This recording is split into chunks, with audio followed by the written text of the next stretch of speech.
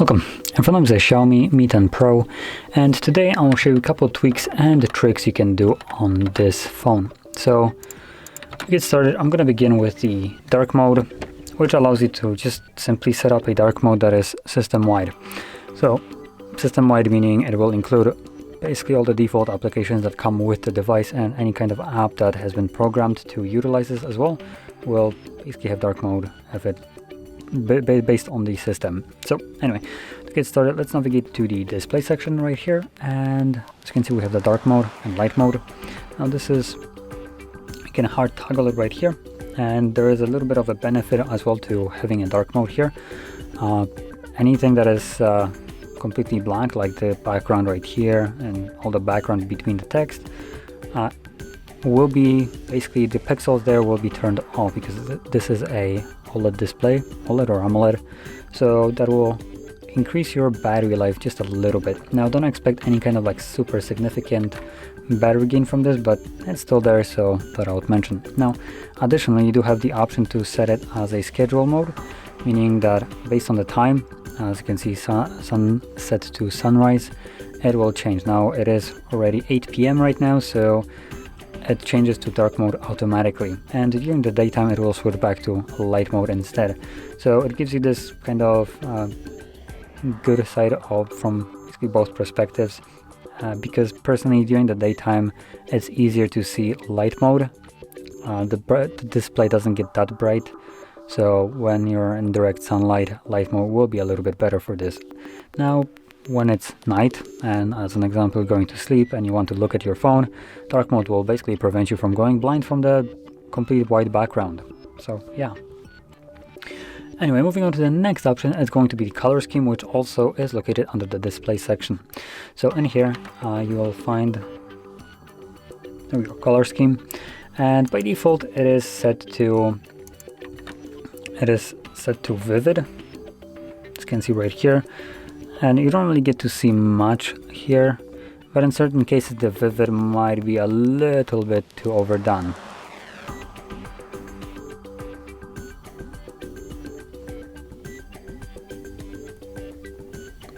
So we do have, actually vivid here is not that bad. And now as you can see, saturated is blown out of the proportions here, so I wouldn't probably recommend this one. The colors right here, they're so saturated that they're basically glowing, as though they would be radioactive or something. And then we have the original color. So original color looks to be really close to the vivid, though I don't know if you can see that on the camera. Pay attention to the white background. The vivid is a little bit more bluish white, while the original has a little bit more yellowish background in terms of the white colors. So personally I think I'm going to stick with this one. I tend to read books on my phone, and that would also make it a little bit easier on the eye to read it like that, with the background, the white color being more towards like the warmer tone instead of the darker one or colder one.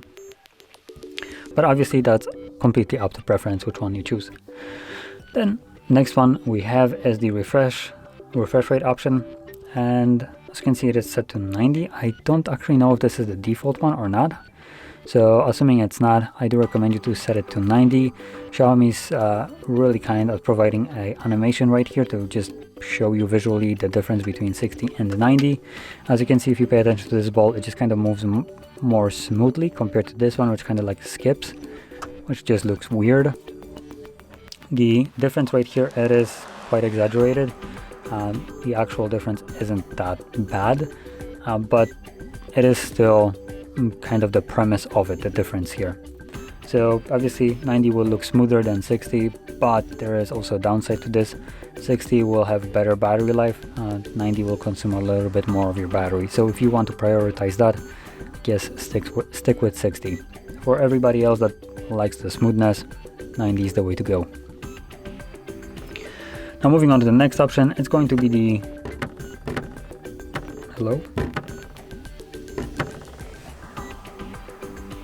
There we go, that's weird. So moving on to the next one, it's the system navigation. So this would remove the buttons at the bottom and substitute them for gesture navigation.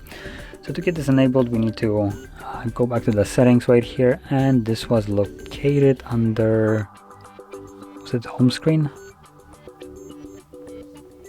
Yep, there we go, system navigation right here.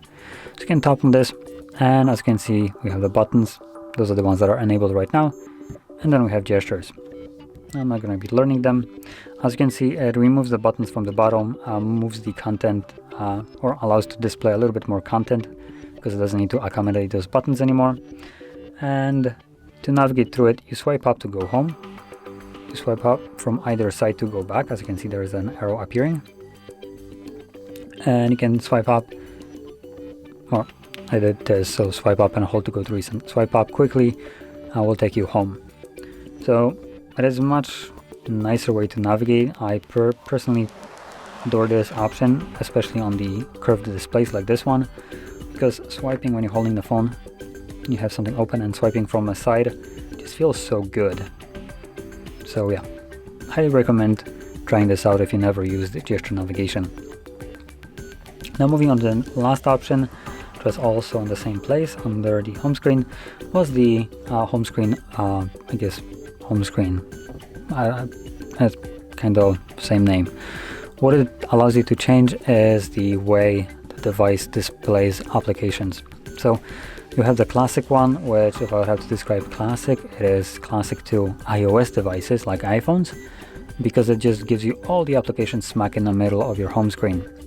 While the app drawer is the more classic to Android, hiding all the apps in an app drawer and allowing you to add certain ones that you want to your home screen. So just before I change it, you can see right now we have all applications right here and nothing extra. But if we change it, oh, there we go, it just glitched and changed.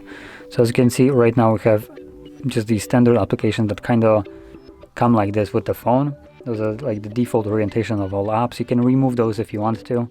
You can keep just, I don't know, maybe 4 apps or none. It's completely up to you. And whenever you want to access any kind of app that isn't on your home screen, you can just do this. And this will take you to your app tray. And in here, first tab is all your applications in a alphabetical order, I believe, plus this first row right here, or 2 rows of the most recent or most used applications. But you also have the access right here to categories, common, entertainment, photography, and it will sort the applications to each category, usually semi-correctly. So if some app isn't in the place that you want, you can move it. But additionally, you can also edit and also add your own tabs right there, and you can place any kind of application in there. So as you can see, manage categories right here. We can select custom. You want to add every kind of app that you want in that custom new one. Name that tab right there. As an example, see, I'm gonna just add like a bunch of random apps right here that usually shouldn't be together. There we go. As you can see, those are the 6 apps that I grouped right here. I'm gonna name it random. There we go. Let's save it. And there we go. As you can see, there is the random new one. And now when we go back to our app tray, you have random right here. And in here you have only the 6 apps that I have added, plus an edit option, so you can add more later on if you want to. So anyway, this will conclude the tweaks and tricks that I wanted to share. And if you found this very helpful, don't forget to hit like, subscribe, and thanks for watching.